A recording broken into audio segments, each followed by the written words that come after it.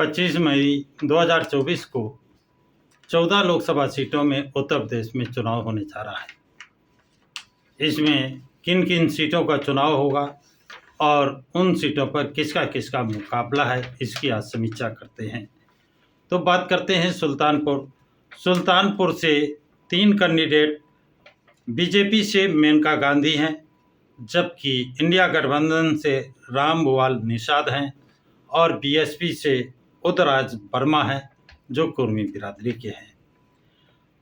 रामभुवाल निषाद का चुनाव मैदान में उतरने से निषाद जो बीजेपी का परंपरागत वोट था वो वहां से हटकर इंडिया गठबंधन में आ गया और बीएसपी से उदयराज वर्मा को कुर्मी बिरादरी के हैं, उनको चुनाव मैदान में आने से कुर्मी बिरादरी भी मेनका गांधी से बीजेपी से हटकर इनके साथ आ गया।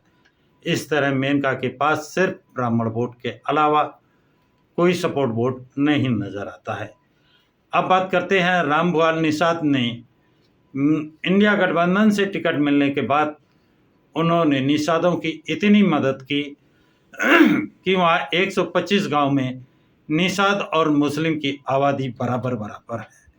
वहाँ का मुस्लिम सशंकित हो गया, डर गया और वो सोचने लगा अगर ये चुनाव जीतते हैं तो ये सिर्फ निषादों की बात करेंगे, निषादों का देखेंगे, इसलिए उन्होंने बीएसपी के साथ जाने का मन बना लिया।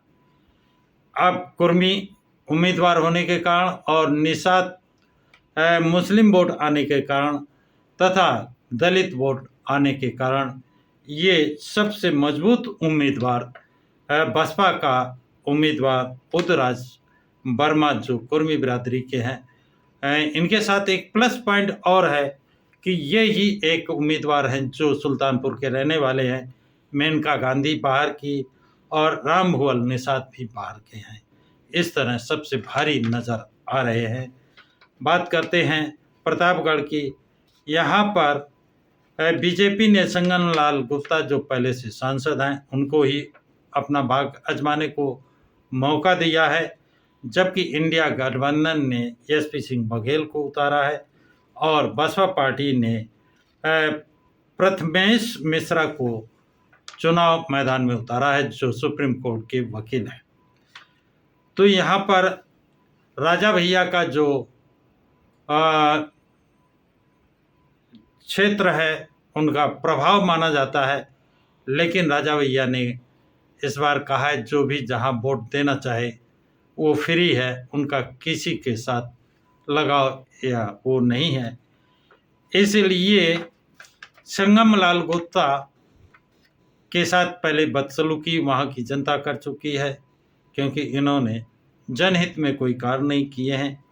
एसपी सिंह बघेल के साथ कौन वोटर जुड़ेगा, और वही बात यहाँ पर प्रथमेश मिश्रा पर लागू होती है कि ब्राह्मण और इनके साथ बीएसपी का वोट, कैडर वोट जुड़ जाता है। अब यहाँ पर मुस्लिम वोट जिसके साथ जुड़ेगा बीएसपी के साथ तो बीएसपी जीतेगी और इंडिया गठबंधन के साथ जुड़ेगा तो इंडिया गठबंधन जुड़ेगा। ये सिर्फ मुस्लिम मतदाताओं को जाता है। बात करते हैं इलाहाबाद में। तो इलाहाबाद में बीएसपी ने रमेश पटेल और बीजेपी ने नीरज त्रिपाठी तथा इंडिया गठबंधन ने उज्जवल रमन सिंह को उम्मीदवार उतारा है। तो ये यहाँ पर 2 उम्मीदवार, तीनों में संघर्ष बराबर का बताया जा रहा है और यहाँ पर भी मुस्लिम वोट निर्णायक रूप अदा करेंगे। जिसके साथ मुस्लिम वोट जाएगा जीत उसकी मानी होगी। अब बात करते हैं फूलपुर से बीएसपी ने जगन्नाथ पाल पर अपना भाग आजमाया है, जबकि बीजेपी ने प्रवीण पटेल पर और इंडिया गठबंधन ने अमरनाथ मौर्य पर अपना भाग आजमाया है। इनको भाग आजमाने का मौका दिया है। जगन्नाथ पाल, वहाँ पालों की आबादी काफ़ी अच्छी बताई जाती है। इसके साथ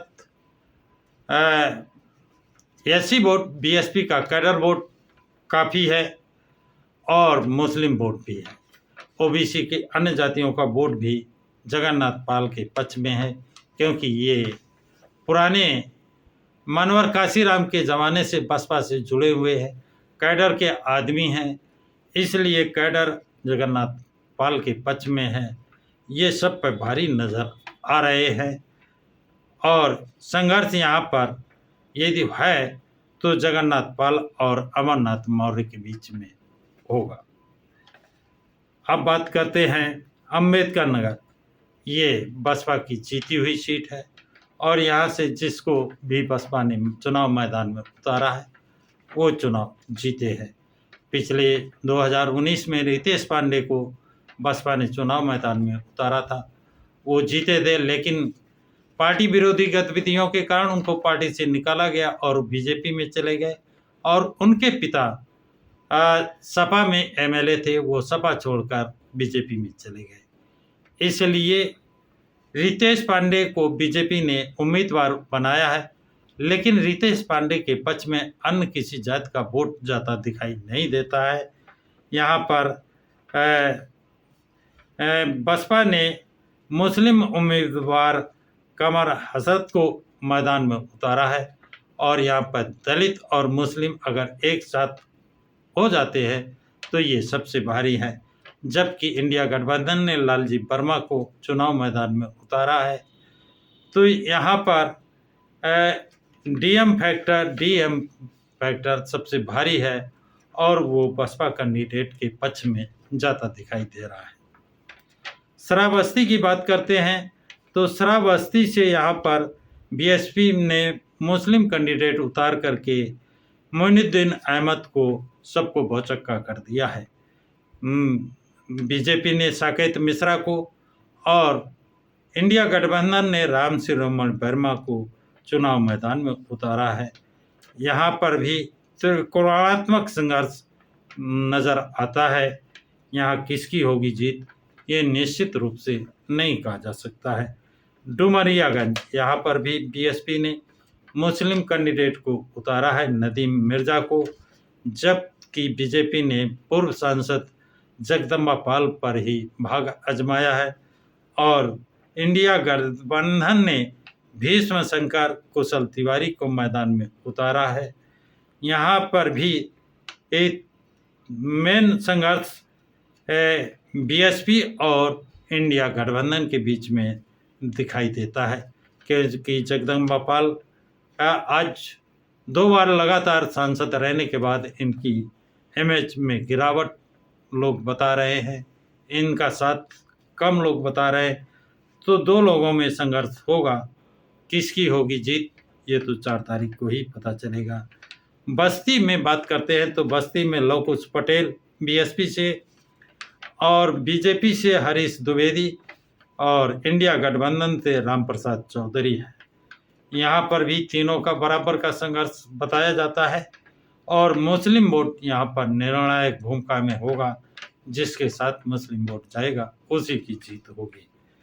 अब बात करते हैं संत कबीर नगर की, तो बीएसपी ने नदीम अशरफ को मुस्लिम कैंडिडेट उतारा है, जबकि बीजेपी ने प्रवीण निषाद को और इंडिया गठबंधन ने लक्ष्मी और पप्पू निषाद को।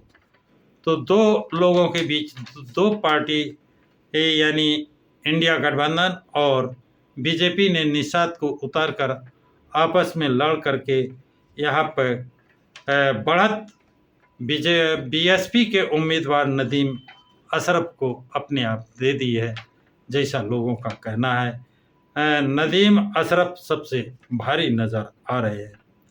लालगंज, अब बात तो लालगंज भी बीएसपी की जीती हुई सीट है और यहाँ से जो संगीता आज़ाद सांसद थी वो पार्टी विरोधी गतिविधियों और लालच में आकर वो बीजेपी ने ज्वाइन कर लिया और बीजेपी ने उनको कहीं का टिकट नहीं दिया। बसपा ने यहाँ पर बनारस की इंग्लिश की प्रोफेसर इंदु चौधरी को चुनाव मैदान में उतारा है, जो कई सालों से 10 साल से मिशन का काम कर रही थी और इस क्षेत्र में वो छाई हुई है। उनको बच्चा बच्चा वहाँ जानता है। वो बच्चों बच्चों की मांग है इंदु चौधरी के लिए, तो वो सब पे भारी नज़र आती है। जबकि उनके विरोध में बीजेपी ने नीलम सोनकर और इंडिया गठबंधन में दरोगा प्रसाद सरोज को उतारा है। लेकिन यहाँ पे इंदु चौधरी इससे सभी लड़ते नजर आते हैं। इंदु चौधरी की बराबरी करने वाला नजर नहीं आता है। आप जौनपुर की बात करते हैं, ये बसपा की जीती हुई सीट है और यहाँ पर भी पहले बसपा ने श्री कला सिंह जो